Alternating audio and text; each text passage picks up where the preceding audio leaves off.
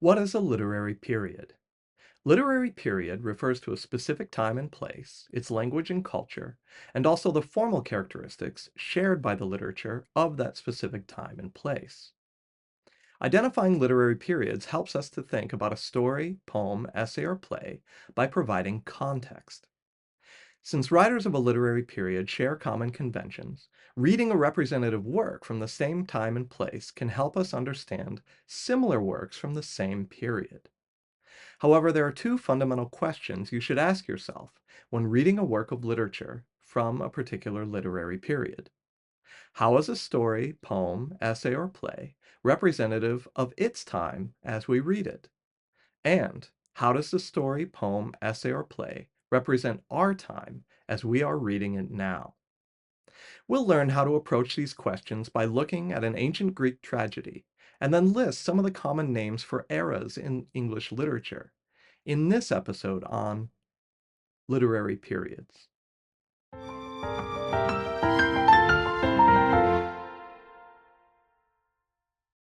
In thinking about its literary period, we can then ask two important questions about a particular work. First, how is a work representative of its time?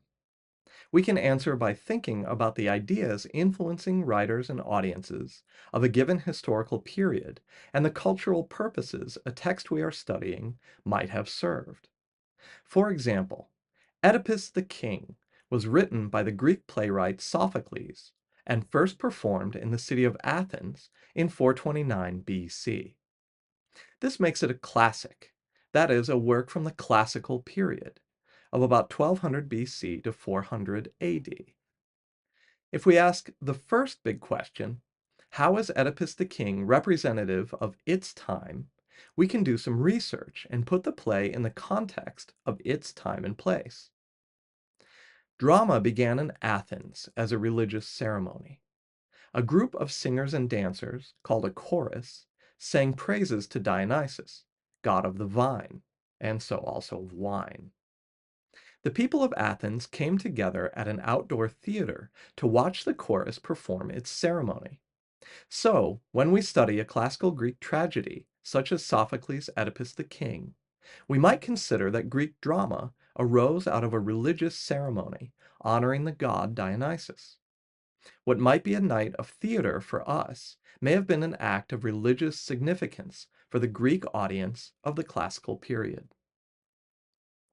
Choruses competed for prizes in Athens with their celebratory songs and dances for Dionysus, until around 550 BC, an Athenian playwright named Thespis added a masked actor who played the part of a god or a hero and entered into a dialogue with the chorus. And this is how acting began in the Western world. In fact, a synonym for actor is the word thespian, which refers to Thespis and his invention.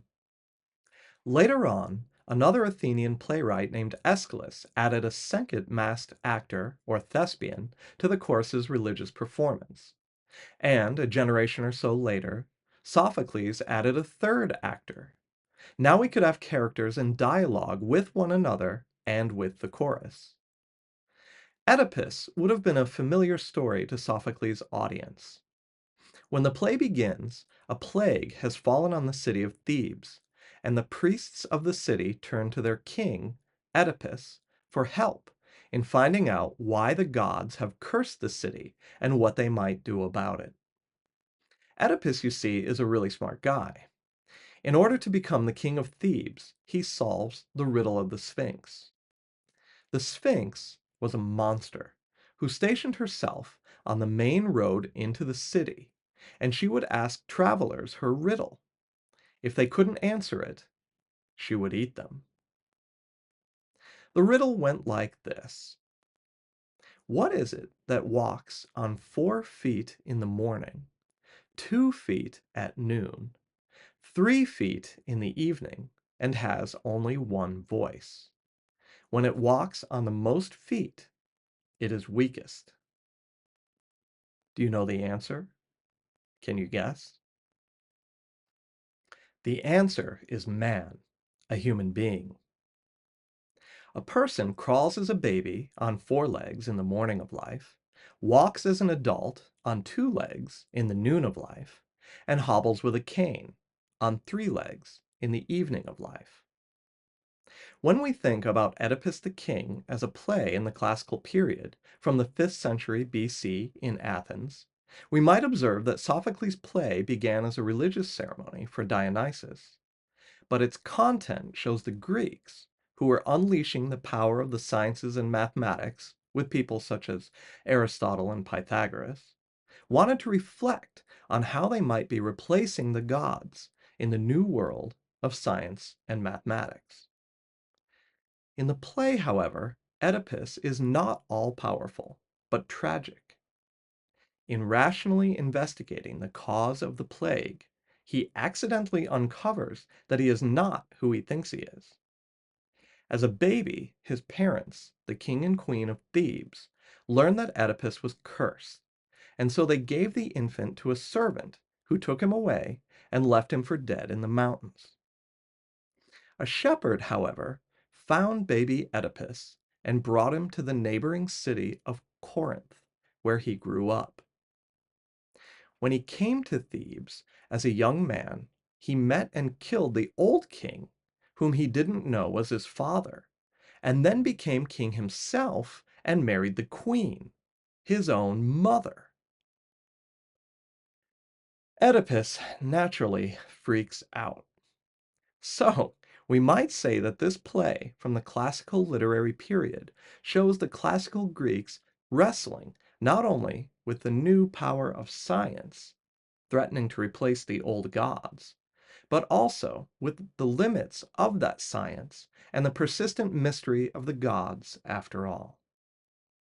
For how can even scientific people understand the nature of fate or the meaning of life and death? These are big questions that bring us back to the second big question raised by reading from different literary periods. The second question, you'll remember, is how is a literary work representative of our time? Staying with the example of Oedipus the King, Julie Taymor, famous for her hit Broadway musical adaptation of The Lion King, staged an operatic version of Oedipus the King in Japan in 1993. This Oedipus featured an American, English, and Japanese cast and wonderful music and costumes that brought the 2,000-year-old Greek play to life. This was a magnificent international production, filmed before an audience in Japan and released to a global audience through public television's Great Performances series. How much more contemporary can we get?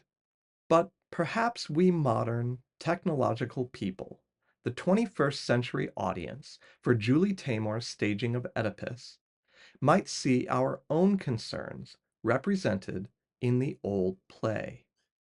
We might identify with Oedipus or his doomed mother as they wrestle with the same questions. What are the limits of our modern, scientific, technological world? Can we understand the meaning of life or our own strange fate? Are these questions beyond the reach of science and technology? Reading great works from all literary periods allows us to ask not only how is a story, essay, poem, or play representative of its time, but also how might it be representative of our own. Find the full range of literary periods at misterdoctorcoachguy.com under Literary Periods, Ancient Literature, Classical, Old English, Middle English, Early Modern English, Restoration Literature, Enlightenment Literature, Romanticism, British Victorian, American Realism, Modernism, and our own era, Postmodernism. Follow the links to find descriptions of all those literary periods with sample representative works for the development of literature written in English. Reading the representative works suggested for each period will provide anyone entry into a conversation in English literature that has been going on for a very long time.